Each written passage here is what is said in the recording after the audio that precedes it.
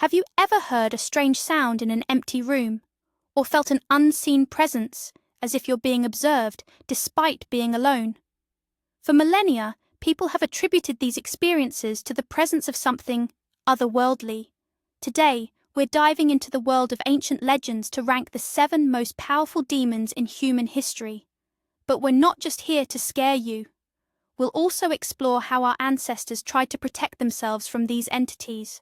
Some of their methods might truly surprise you. Before we begin, it's important to understand one thing. The word demon hasn't always signified absolute evil. In ancient Greece, demons were simply spirits, neither good nor evil. Over time, however, that perception changed. Demons became the embodiment of our deepest fears: chaos, temptation, and the unknown. So let's explore who was feared the most. Kicking off our top 7 is a formidable guest from scorching Mesopotamia, whose name resonates like an ancient incantation. Meet Pazuzu.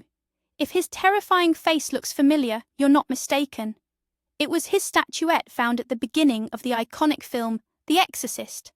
And that's no coincidence. Pazuzu was the Assyrian and Babylonian king of wind demons. Imagine the raw power of the southwest wind, sweeping dust storms and drought from the desert. That was him. He was blamed for famine and plagues. His appearance was suitably monstrous: a human body, the head of a lion or dog with a horrifying snarl, eagle talons for feet, a pair of wings, and a scorpion's tail. A sight, frankly, not for the faint of heart. But here's where the intriguing twist in the tale of protection against Pazuzu begins. Despite his terrifying reputation, Pazuzu was a protector. Yes, you heard that right. Ancient peoples believed in fighting fire with fire. They crafted amulets and small figurines bearing his likeness to ward off other, even more malevolent spirits. His primary adversary was the demoness Lamashtu, who, according to belief, attacked pregnant women and stole newborns. Therefore, an amulet of Pazuzu was hung over a child's crib as the most reliable safeguard. Essentially, the most terrifying monster in the region became your personal bodyguard. Such was the paradox of the ancient world. Next, we turn to a figure whose story continues to spark intense debate even today. Legend has it she was the first woman, created long before Eve. Her name is Lilith. According to apocryphal texts and Jewish folklore, Lilith was fashioned from the same clay as Adam and considered herself his absolute equal. She refused to submit, and following a heated argument with Adam, she uttered the secret name of God and fled the Garden of Eden. Afterward, her image was demonized. She became the mother of demons, a nocturnal huntress who seduces sleeping men, and, most terrifyingly, preys on newborn infants. In ancient times, when medicine was powerless, sudden infant deaths were frequently attributed to her. So, what was the traditional defense against Lilith? It was quite specific and highly targeted. On the doors of the birthing room, or directly on the baby's cradle, an amulet bearing the names of 3 angels was hung: Sinoi, Sansonoi, and Samanjaloth. Legend says these very angels caught up with Lilith and compelled her to swear an oath that she would not harm any infant under the protection of their names. Interestingly enough, the red string worn on the wrist, a familiar sight to many, is a direct descendant of those ancient protective charms designed to ward off evil forces, including Lilith herself. Now, let's journey from the deserts of the Middle East to the vibrant and mystical land of India. Here, you'll find creatures capable of changing their form as easily as we change our clothes. These are the Rakshasas, true masters of deception. In Hindu mythology, Rakshasas are powerful demons who frequently oppose gods and heroes, famously depicted in the epic Ramayana. Their strength lies not just in brute force, but also in cunning. A Rakshasa might appear as a beautiful maiden, aiming to tempt and lead you astray from the righteous path. But in the next moment, they could transform into a terrifying monster with fangs, glowing eyes, and sharp claws, lusting for human flesh. They delighted in disrupting sacred rituals and desecrating holy places. So, What was a common way to protect oneself from these Rakshasas? Their primary enemies were fire and sacred sounds. As creatures of darkness and chaos, Rakshasas were believed to fear anything pure and divine. Thus, sacred fire, symbolizing purity and light, was their most potent weapon, and the loud, clear recitation of sacred mantras created a sonic vibration that these demons simply couldn't endure. Often, ash from ritualistic fires was used as a protective charm, applied to the body or scattered around dwellings. Against illusion, the power of truth and purity prevailed.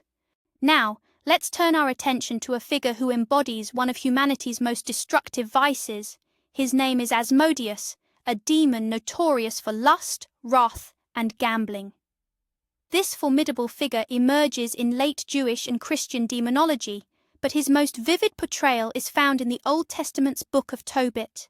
There, driven by intense jealousy, Asmodeus murders 7 of the beautiful Sarah's husbands on their wedding nights, preventing them from even touching her. He is the embodiment of a possessive, selfish passion that only destroys, never creates.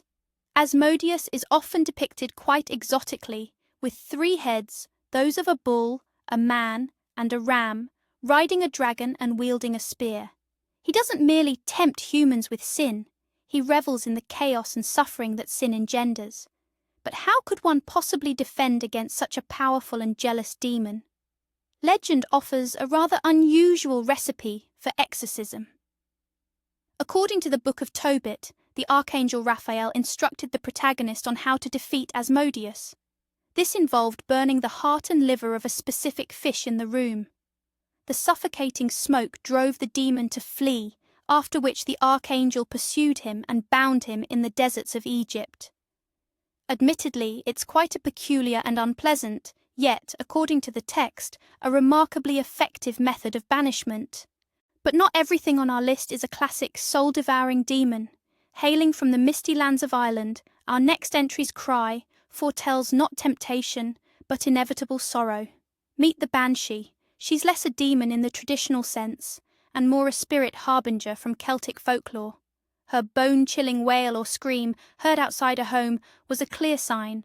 One of its occupants would soon meet their end.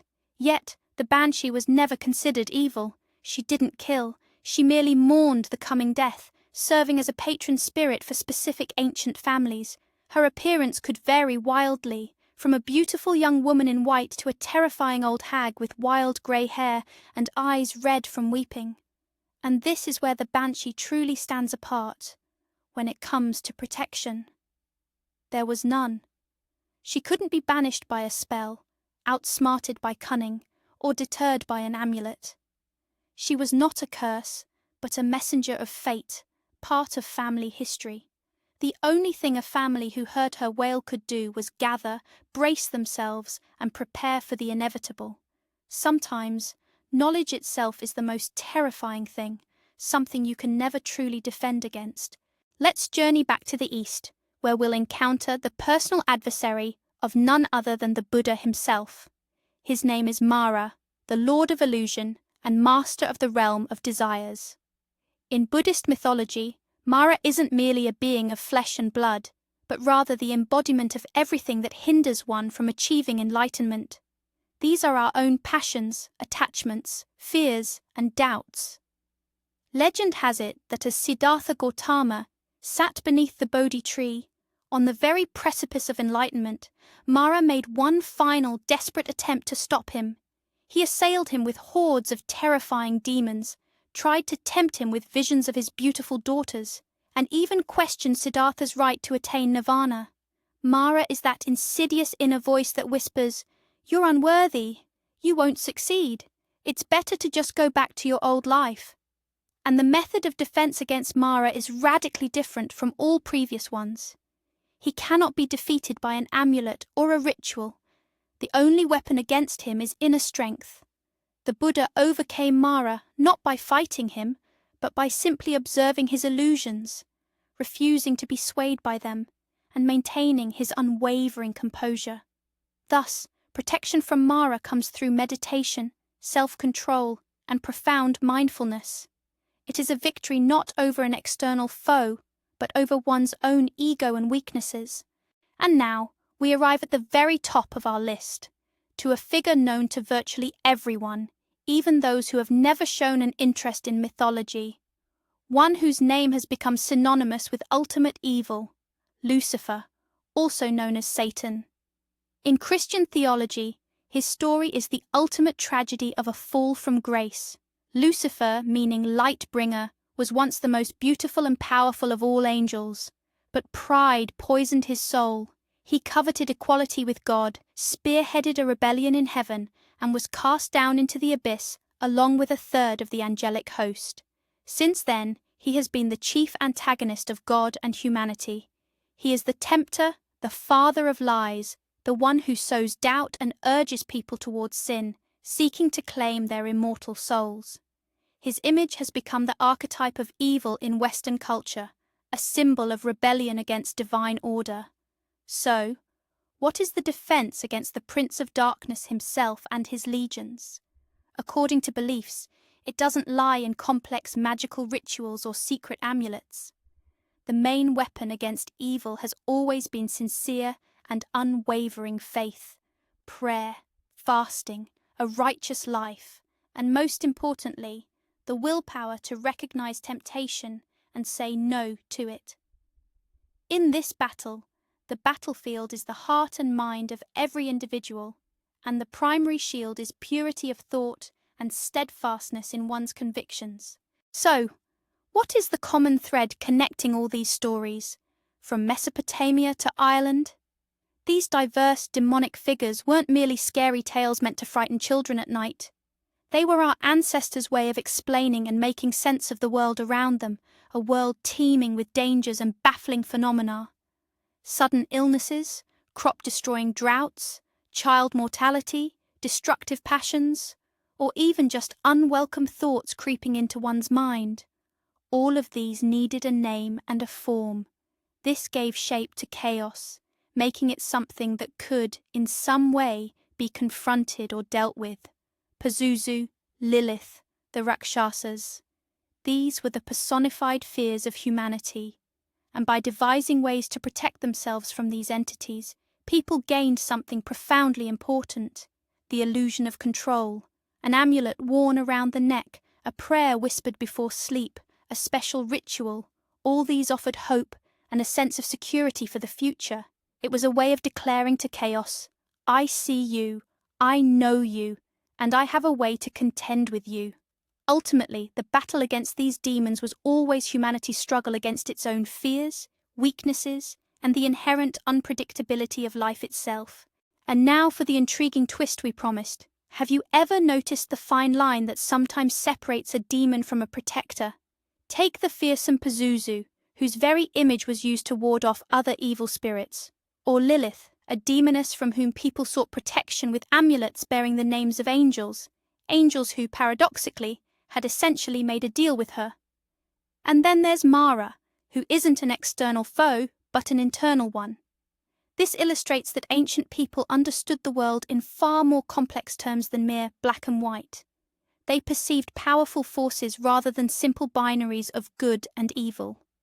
A demon could be a chaotic force that, with the right understanding, could be harnessed or directed. Ultimately, all these powerful demons are reflections of ourselves, our fears, our desires, our pride, and our struggles. By studying them, we're not just exploring mythology, but rather the very history of the human soul. Thank you for watching this video to the very end. If you enjoyed diving into the world of ancient legends, please hit the like button and subscribe to the channel so you don't miss our future videos. Now, a question for you. Which demon from mythology do you find the most interesting or most underrated, and why? Share your thoughts in the comments below. We'd love to read them.